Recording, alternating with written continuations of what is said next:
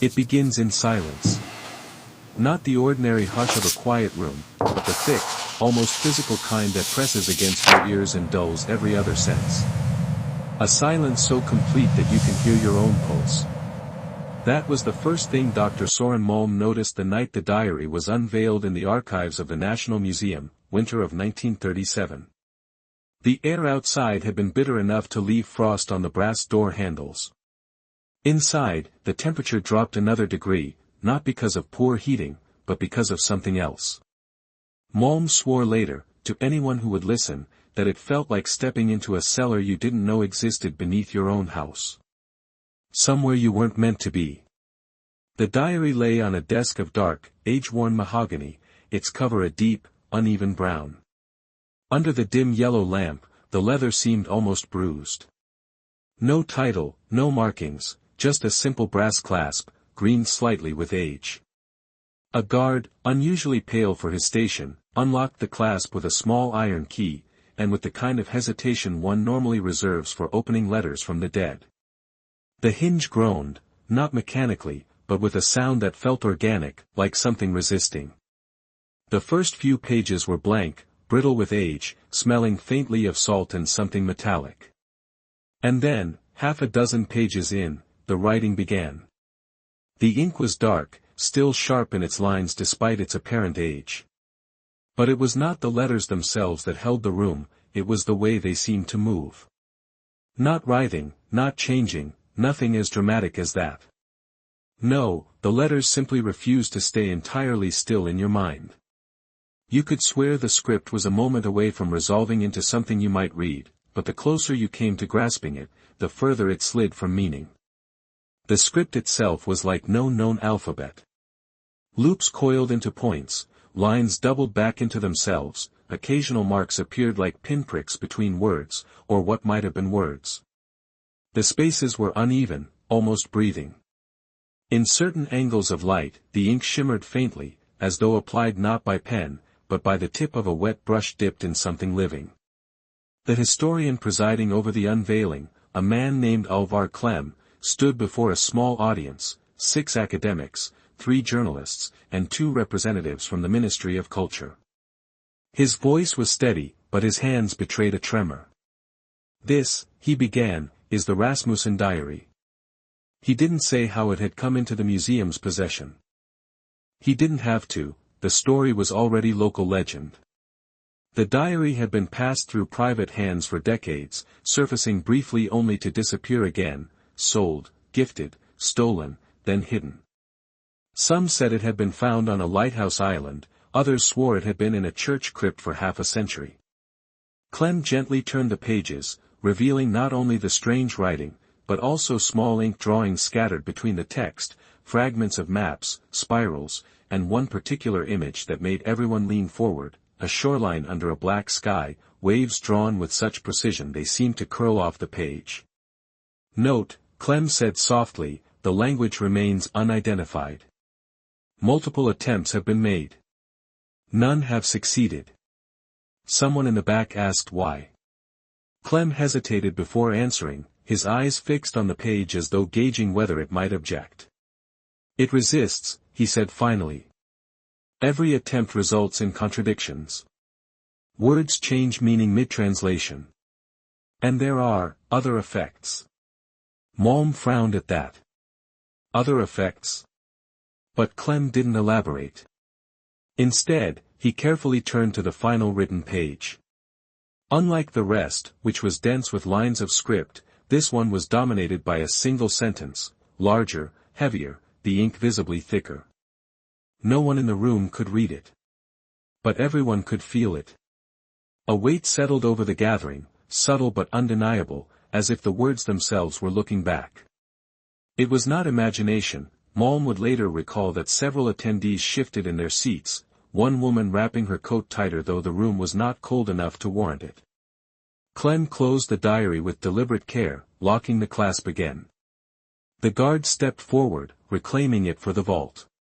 But before it disappeared from view, Malm caught sight of something no one else seemed to notice, an almost imperceptible ripple in the last page, as though it were exhaling. After the session, Malm found Clem alone in the hall.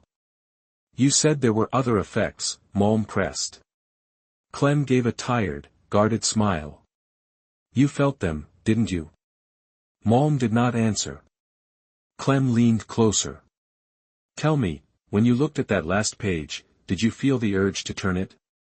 Malm admitted he had. Good, Clem whispered. Don't. Later that night, as the museum lights went out, the vault door sealed, and the guards resumed their watch, something in the archive's temperature logs caught the night clerk's eye. For the first time in years, the reading inside Vault 3 had dropped not by 1 or 2 degrees, but by 7, in the exact hour the Rasmussen diary had been opened. The next morning, no one mentioned it.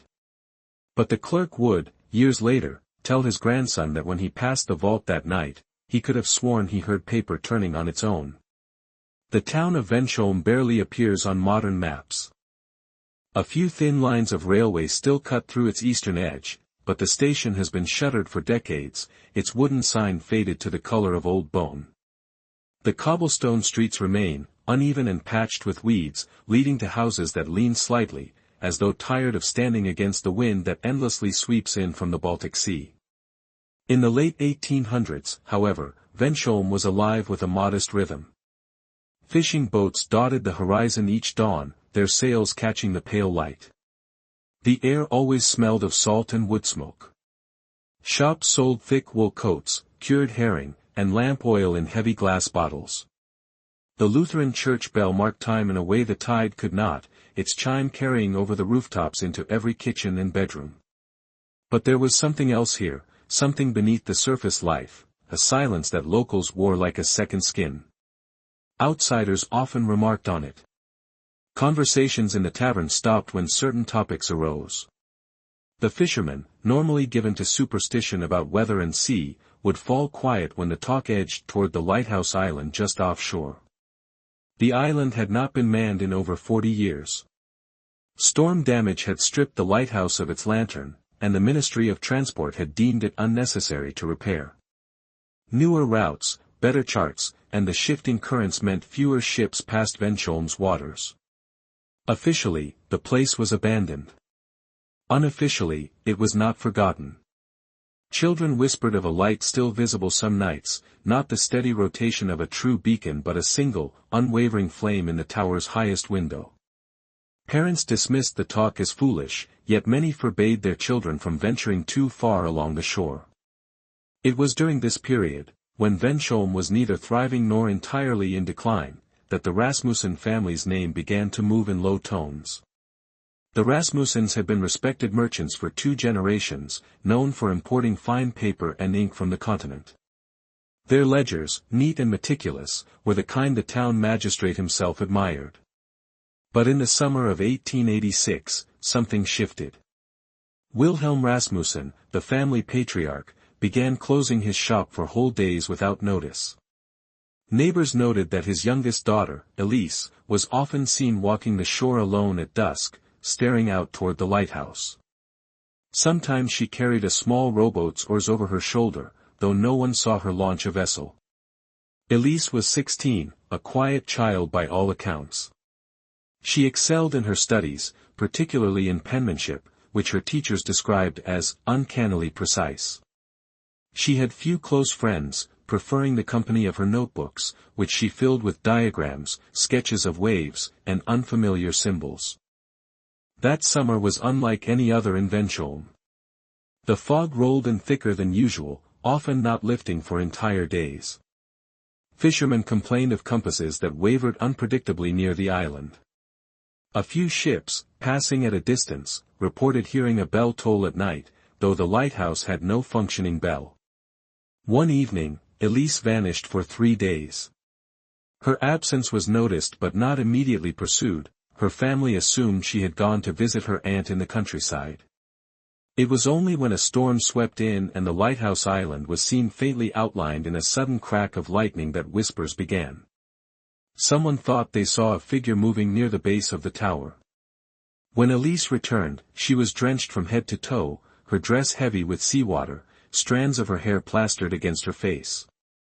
In her hands, wrapped in oilcloth, was a book, the diary that would, decades later, sit under the lamp in the National Museum. She said nothing about where she had been.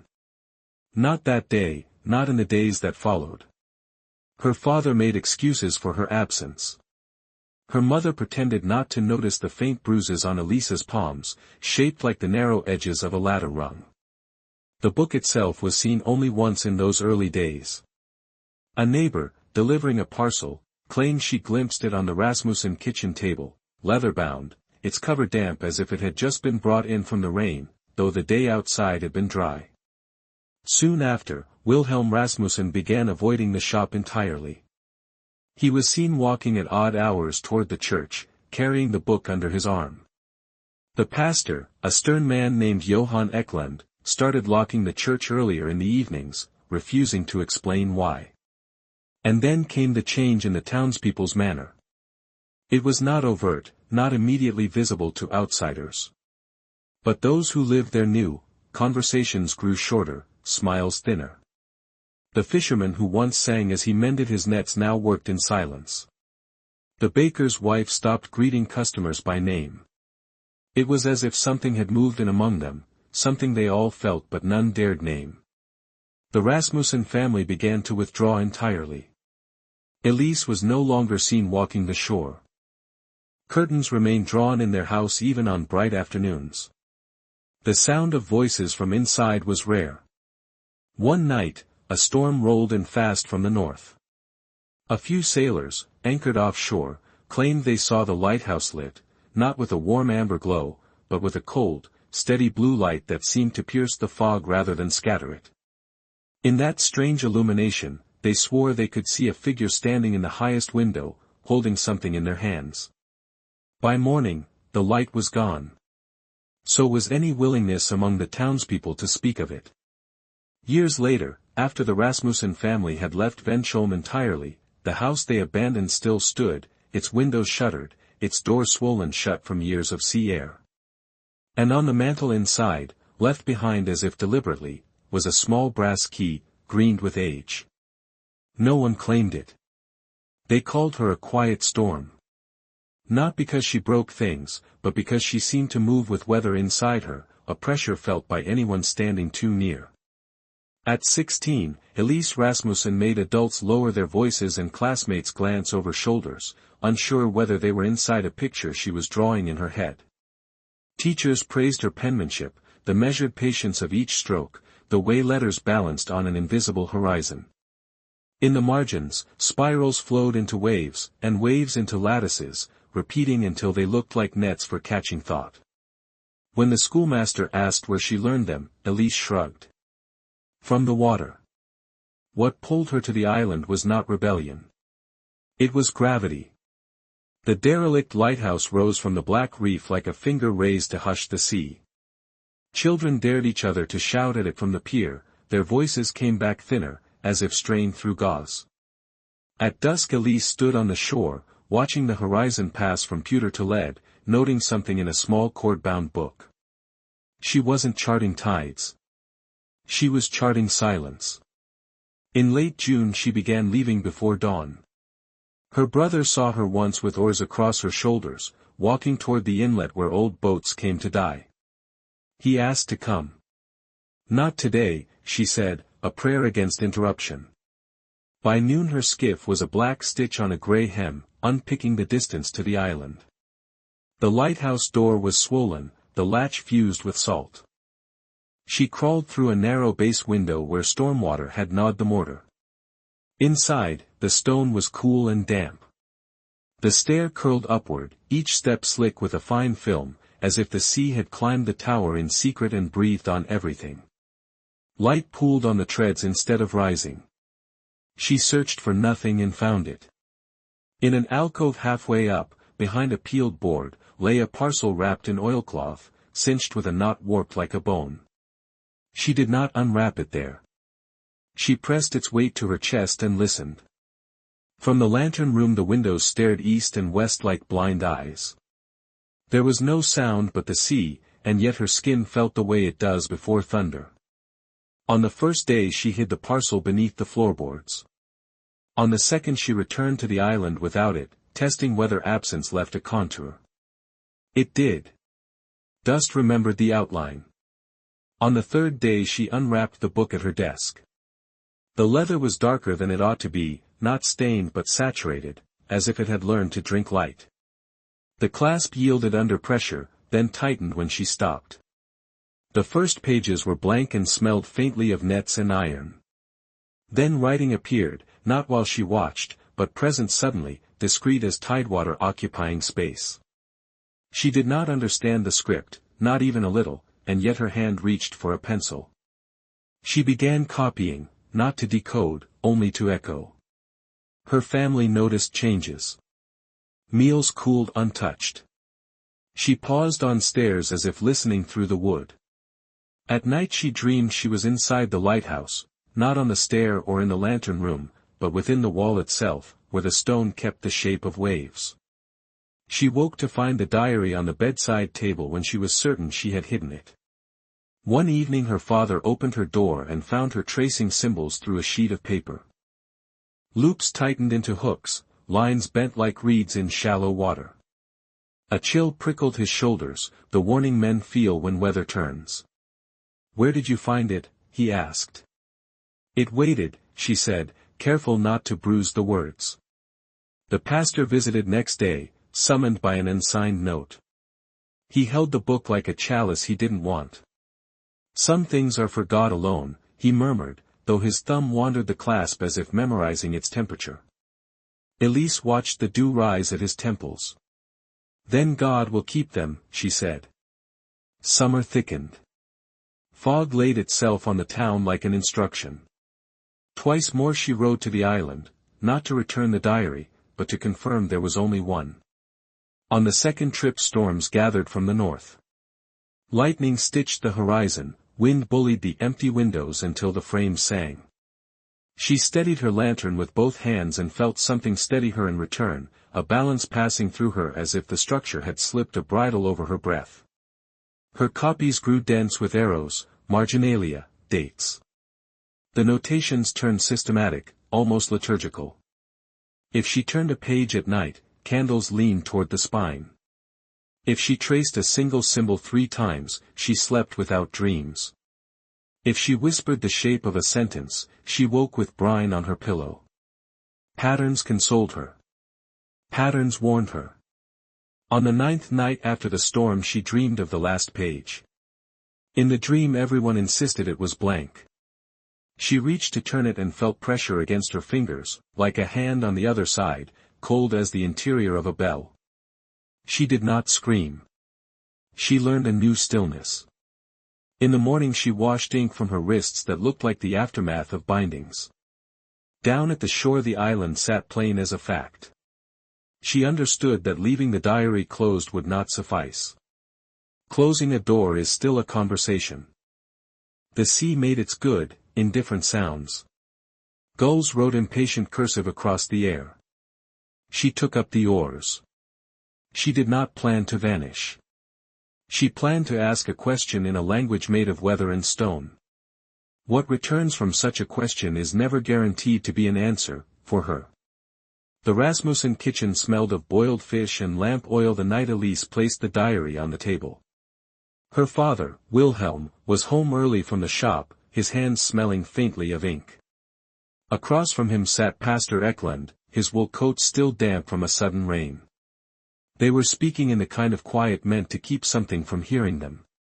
Wilhelm lifted the diary with the care of a man holding an unfamiliar instrument that might be poisoned.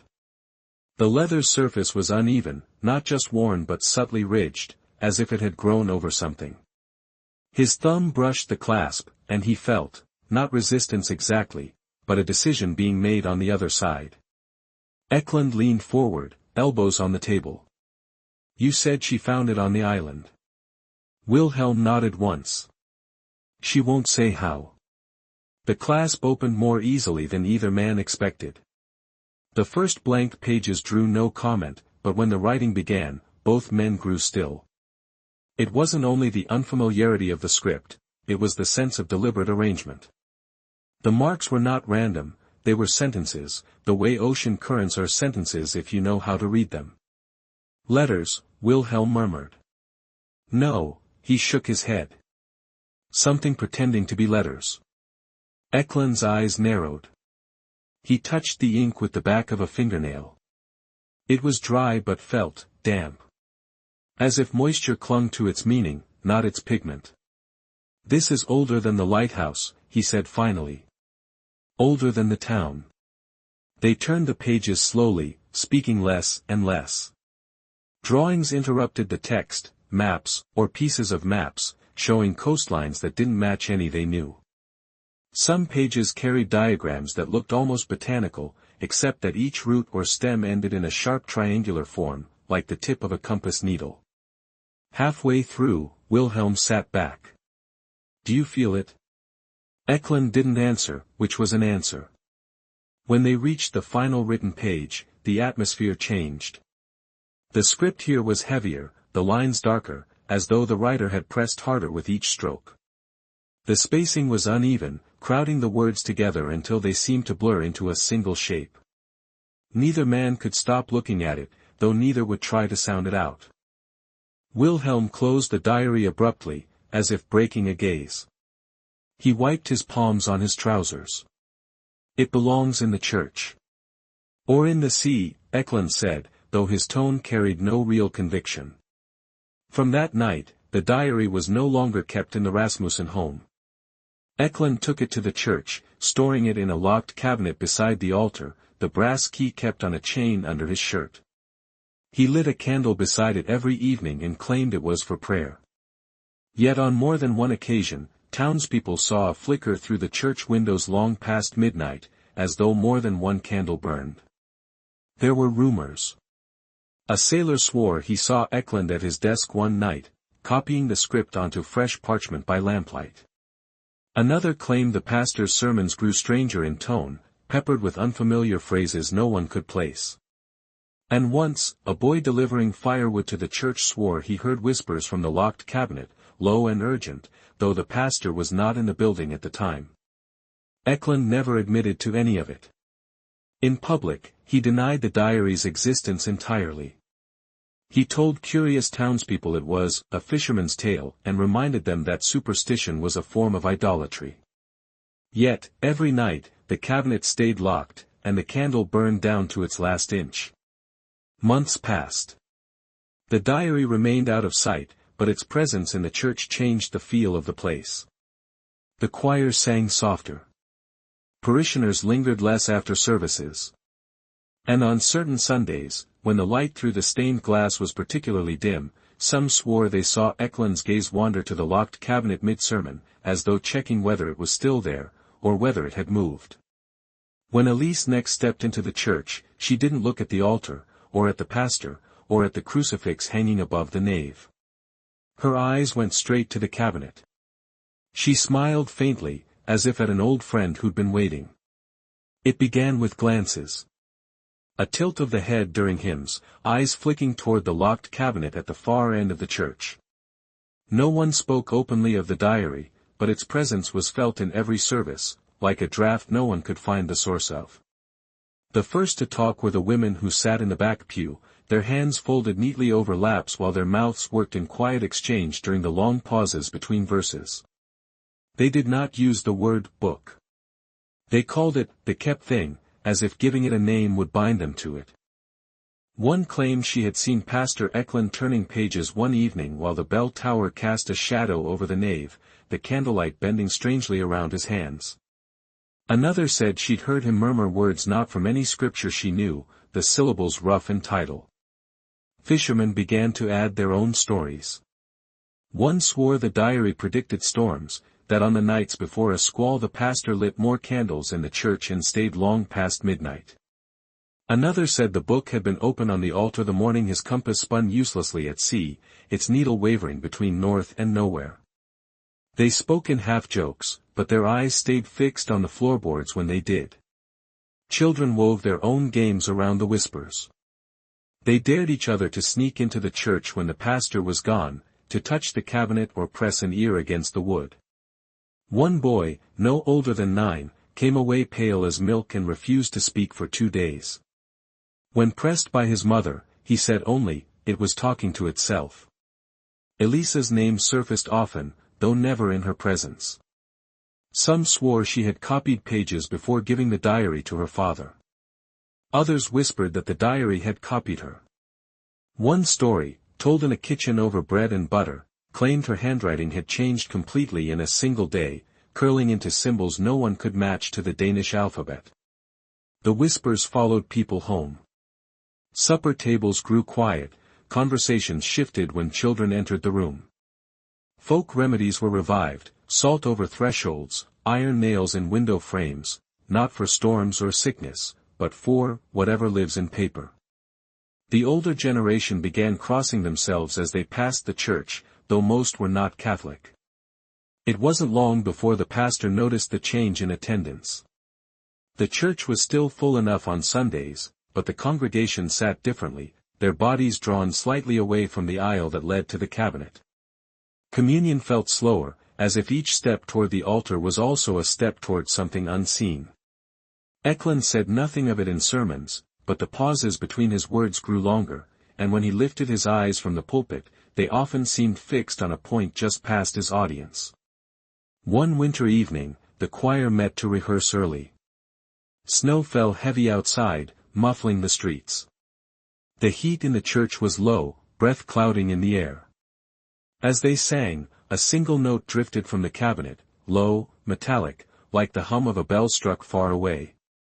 The sopranos faltered.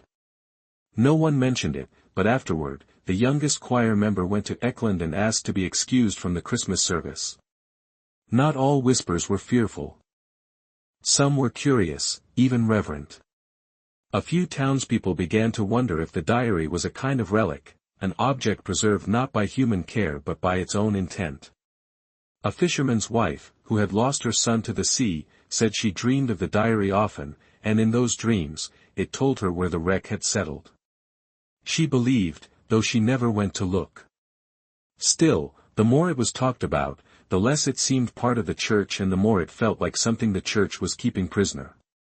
On storm nights, a dim light was sometimes seen through the nave windows, steady and unblinking, as if the cabinet itself held a flame. Those who saw it often claimed to hear faint knocks later at their own doors, 3 slow raps, and then nothing. By spring, the whispers had shaped a new kind of silence in Vensholm. It was not the absence of speech but the presence of listening. People leaned toward each other in taverns, their voices barely above breath. The diary was no longer just an object locked away, it was a presence threaded through the town, as constant and shifting as the tide. One Sunday, Elise came to service for the first time in weeks.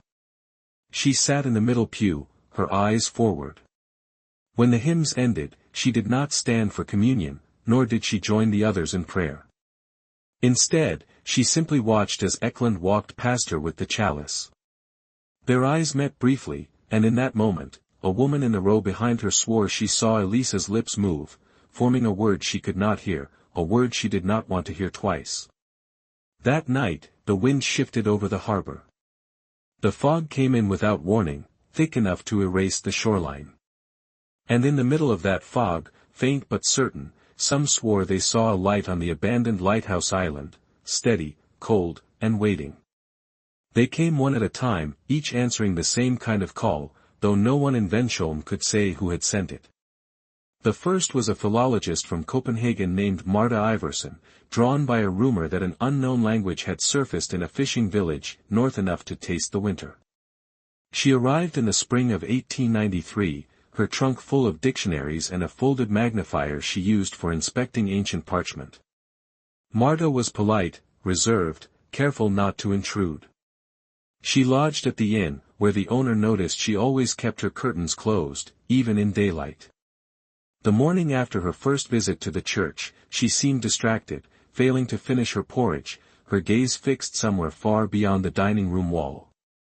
That evening she returned to the church with 2 candles of her own, placing them beside Eklund's. She stayed until the bell struck midnight. By the 3rd day, she had stopped speaking to anyone but the pastor.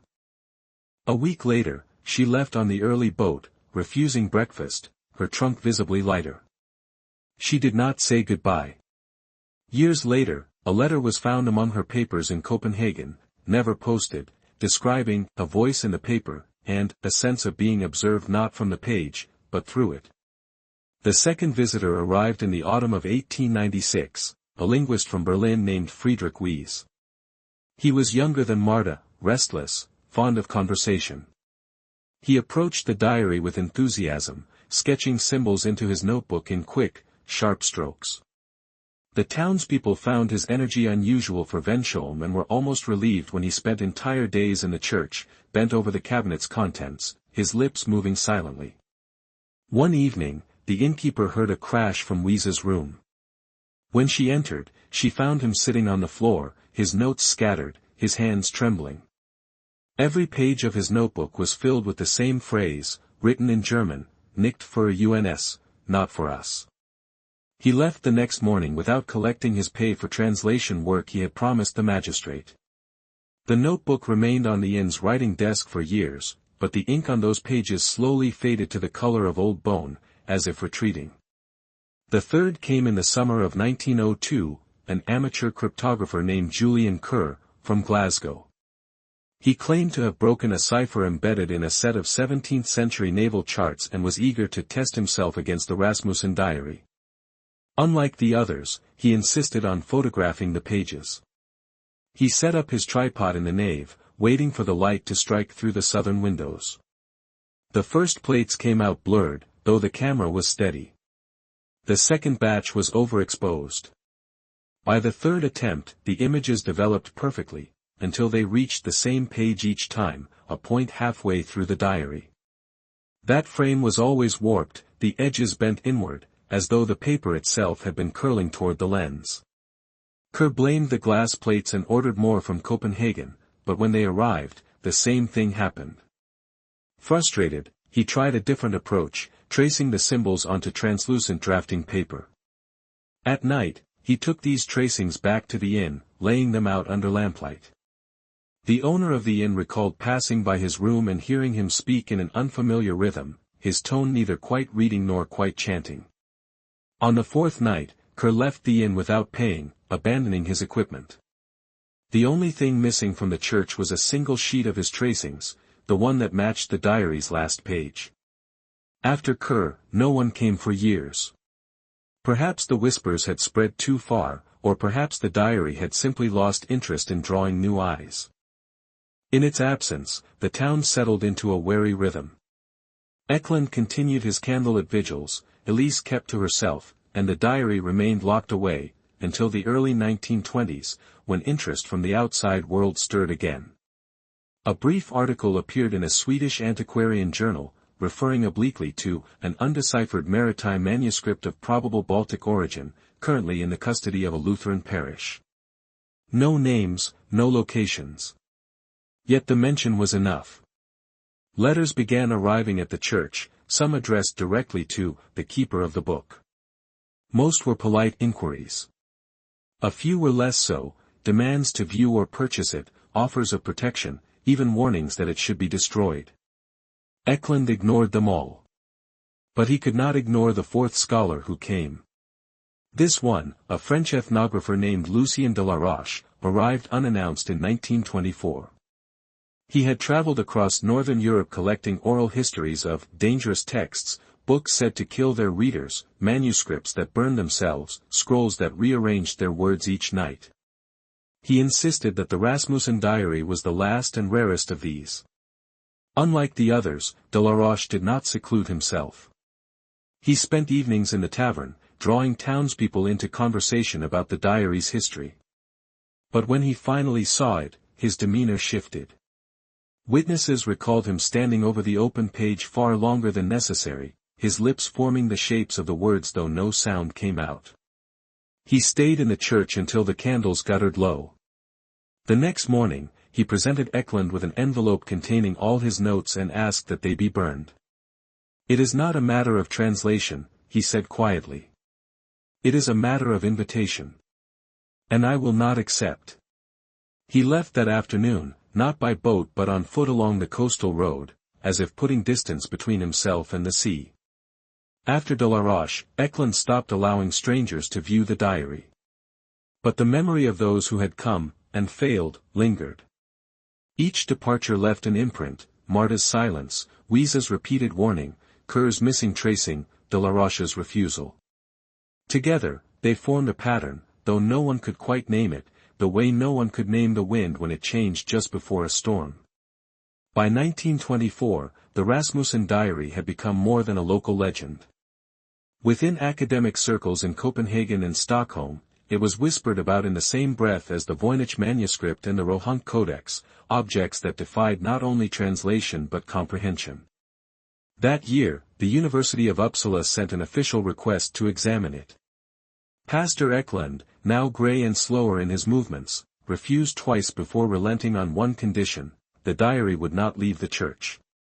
The expedition arrived in early October, 3 men and 1 woman, hauling crates of photographic plates, measuring instruments, and 2 portable phonographs. They approached the diary as if it were a specimen, something to be recorded, catalogued, and placed in a taxonomy of the unexplained.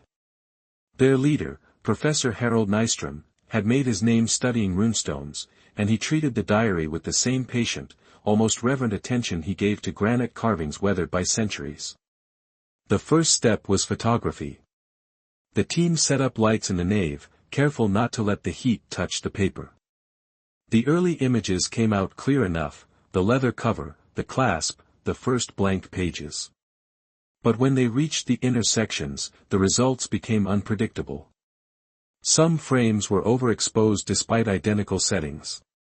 Others showed distortions, edges bending inward, letters smearing as if caught mid-motion. The anomalies weren't random. They appeared on the same sequence of pages every time.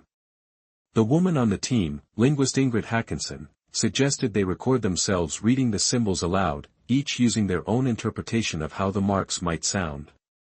The idea was met with reluctance, but Nystrom approved. They took turns in the choir loft, speaking into the phonograph horn. Later, when the wax cylinders were played back, the first half of each session was normal: clear voices, steady tone. But at the midpoint of every recording, the sound collapsed into silence. Not static, not a mechanical fault, pure absence, as if the machine had swallowed its own playback. By the third day, the team began showing signs of strain. One of the assistants, a young man named Leonard, complained of feeling tilted, as if the floor were subtly sloping toward the cabinet where the diary sat. Another, the photographer, reported seeing faint movement in the corner of the negatives as they developed, shapes too small to identify, retreating when looked at directly. Despite these oddities, Nystrom pressed on. On the 5th day, he attempted a direct tracing of one of the diary's maps. The image seemed to depict a chain of islands, though no one could match it to any known coastline. When he finished the tracing, he compared it to the original, and found small discrepancies. Lines that had been smooth were now jagged, one island had shifted position, and another had vanished entirely. That night, Nystrom locked the tracing in a metal case. By morning, the case was empty. The sheet of paper was never found. Hackinson, who had grown quieter with each passing day, asked to see the diary alone before they left. Eklund hesitated but agreed, on the condition that he remain in the room. She opened the book to its final page, stared for several minutes, and then closed it without comment. As she left the church, she told Nystrom she would not be submitting any report. "This is not language," she said softly. "This is arrangement." The expedition ended abruptly on the 7th day. Officially, the reason given was environmental instability, humidity levels too high for extended study. Unofficially, the team left in a state that suggested something had been decided for them. Their crates went back on the same boat they arrived in, but the university retained only a handful of photographs, all of the blank pages. The rest were reportedly destroyed. Only one fragment survived. It was a print of the map Nystrom had tried to trace, the original, not the altered copy. The print remained in his personal collection until his death, when it passed to his daughter. She later told a journalist she kept it in a drawer she never opened, because it makes the room feel smaller. After the university's visit, no further scientific teams came to Vensholm. Not because they were discouraged by the town or its pastor, but because the invitations stopped arriving. Somewhere between the failed photographs, the vanishing tracings, and the silent phonograph cylinders, the academic appetite had thinned to nothing. In the years that followed, the diary returned to its locked cabinet, the candle at vigils resumed, and the church once again became the sole keeper of something it neither understood nor could bear to let go. For a while, the whispers faded to the edges of life in Vensholm. And then, quietly, Elise returned to the story. By the winter of 1929, Elise Rasmussen was a woman in her late 50s, though the townspeople spoke of her as if she were much older. She lived alone in a narrow house near the harbor, curtains always drawn, her footsteps on the cobblestones slow and measured. She rarely spoke, and when she did, her voice carried a faint rasp, as if she had spent years talking over wind and waves. The diary had been in the church for decades, yet no one doubted that Elise still thought of it. On rare occasions, she attended Sunday service, sitting in the same middle pew she had chosen as a girl, her gaze fixed on the cabinet. It wasn't longing or fear in her eyes, but something quieter, as if she were listening for a word she expected at any moment. One February night, a fisherman named Anders claimed he saw Elise walking along the shore with the brass key that belonged to the church's cabinet, dangling from a ribbon in her hand. No one knew how she had come by it. Pastor Eklund, now well into his 70s, never admitted to giving it to her, and the key was said to never leave his keeping. The next day, the cabinet in the church stood empty.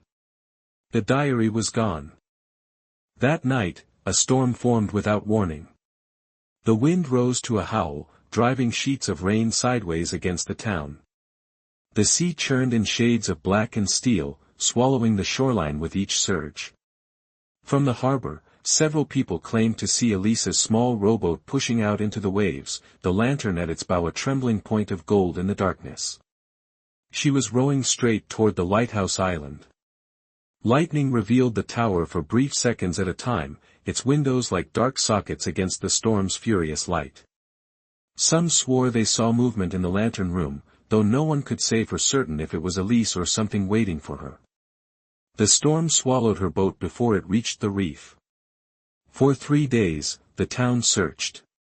Pieces of her boat washed up along the southern beach, battered but recognizable. A single oar was found lodged between rocks. Of Elise herself, there was no sign.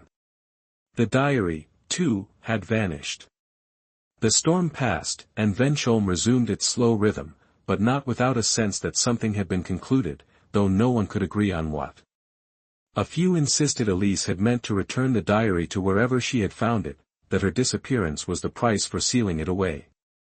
Others believed she had gone to join whatever voice she had been hearing all these years. Nearly a year later, in the autumn of 1930, the diary reappeared without explanation. One morning, Pastor Eklund arrived at the church to find it resting on the altar. The clasp was locked, the leather dry despite the night's rain.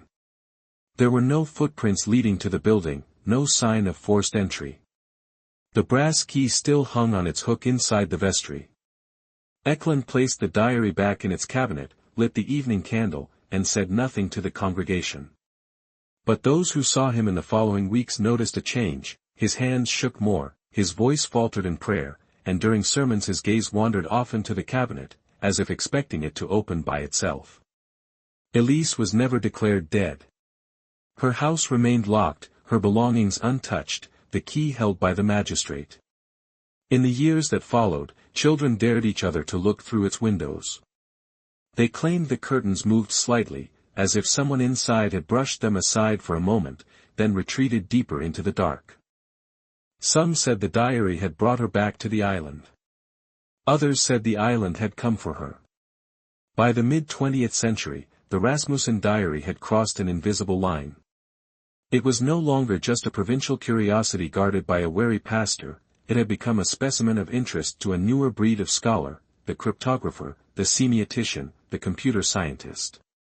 The belief was that language, however strange, could be cracked if the right system was applied. The first of these modern attempts came in 1958, when the Ministry of Culture authorized a controlled study at the University of Lund. The diary was photographed in high resolution for the first time, each page captured on glossy negatives under carefully calibrated light. But when the photographs were reviewed, anomalies persisted. On certain pages, the script appeared subtly different from one print to the next, a loop extended a fraction further, a mark shifted its tilt. Comparing two images side by side was like looking at the same shoreline photographed a tide apart. In 1974, the diary was scanned using an early optical character recognition system. The machine was fed every known alphabet, living and extinct. It failed. Not because the letters didn't match, but because the software refused to register them as letters at all. The symbols were read as non-text objects, grouped with scratches, creases, and shadows. On repeated scans, the same characters were sometimes placed in different categories, as if the program couldn't decide what kind of thing they were. In the 1990s, digital imaging brought new precision. A team from Helsinki created high-resolution, multispectrum scans, revealing that the ink's composition changed slightly from page to page. On the first pages, it reflected in the spectrum of carbon black; deeper in, it began to show traces of iron, then copper, then a faint organic signature no one could identify. It was as if the ink itself had evolved over the course of writing, or had been written at different times by different hands, each using a new formula. And then there were the shifting sequences. One linguist, Dr. Maya Lil, claimed that certain groups of symbols appeared only under candlelight. Under electric light, the marks were absent. Photographs taken in candlelight reproduced them clearly, but the same pages, shot moments later under a desk lamp, showed nothing. Dr. Lil proposed an experiment. She projected candlelit images of the text on a wall beside the same pages lit electrically. The two versions didn't match. Words, or what looked like words, slid into new positions. One sequence seemed to reverse itself entirely, as though reflected in unseen water. Other researchers explored the diary's possible phonetics.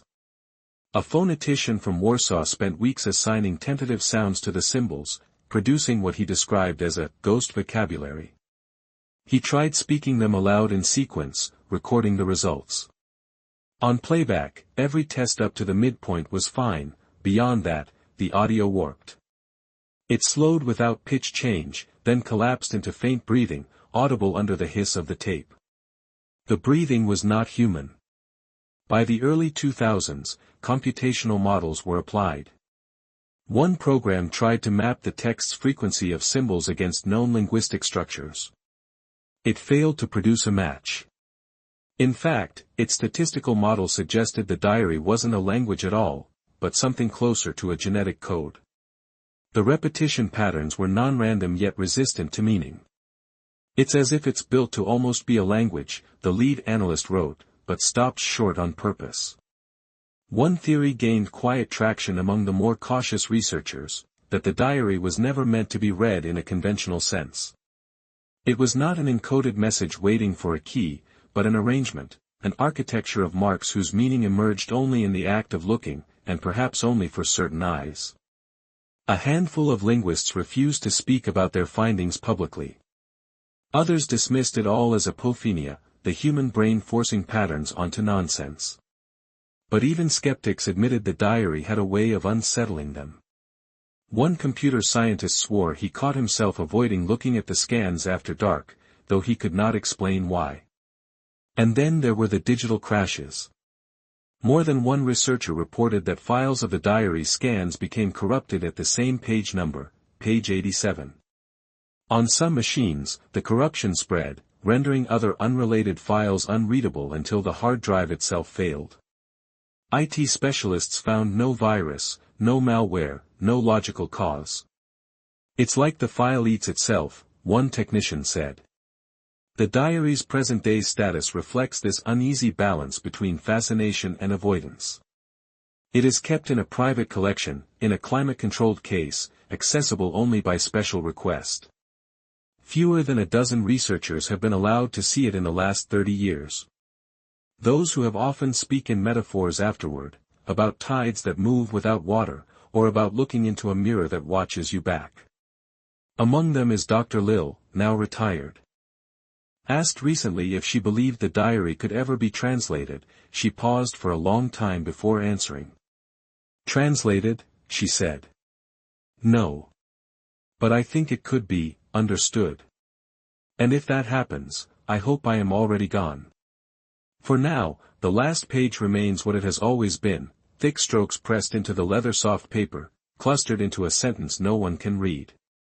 Its meaning, if meaning is even the right word, waits, unchanged and unchanging, for an audience it has not yet found. Or perhaps one it has already chosen. Today, the Rasmussen diary sits inside a sealed, low-light case in a private collection somewhere on the outskirts of Gothenburg. Its exact location is not disclosed, not even to most of the people who request to see it. Visitors are required to sign a non-disclosure agreement and to leave behind all devices, no cameras, no scanners, no recording equipment. They are permitted a single hour with the diary under the supervision of a custodian who does not speak. Only a handful of individuals have been granted access in the past 3 decades. Each describes the encounter differently, though certain patterns repeat. The air in the room feels slightly heavier, they say, not oppressive but insistent. The pages seem thinner than expected, and the ink, though dark, does not quite sit flat on the surface. One visitor compared it to looking at writing on water that somehow never smudges. Another claimed the last page seemed to wait for them, no matter where they began.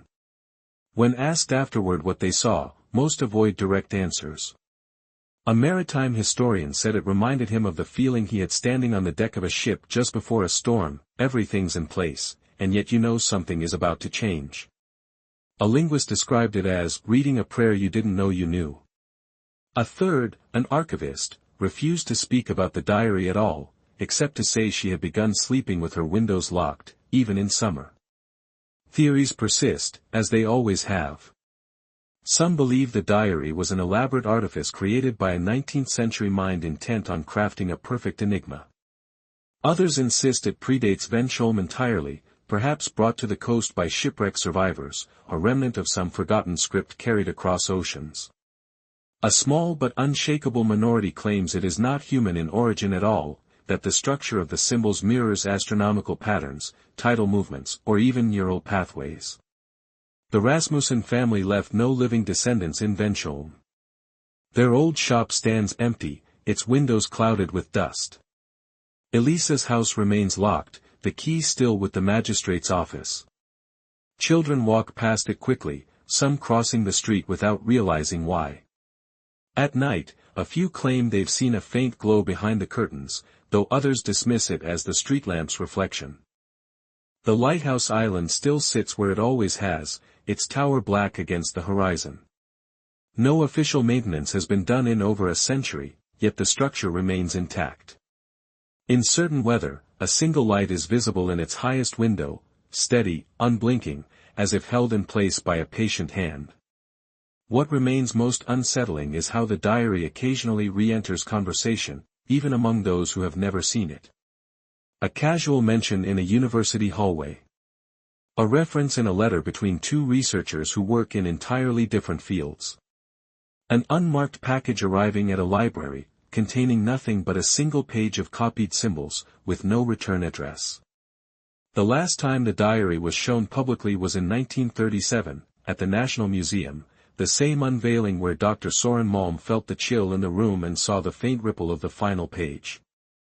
Since then, it has retreated further into shadow, emerging only for those determined, or chosen, to face it. Its last sentence remains untranslated. Every attempt to sound it out fails, every digital scan of that page eventually corrupts. Yet those who have looked closely swear they understand something, not in words, but in the tightening of the chest, the weight in the throat, the sensation of standing on the threshold of a place you are not sure you want to enter. The custodian who tends the diary today will not confirm how often it is viewed. When asked about the language, he only shrugs.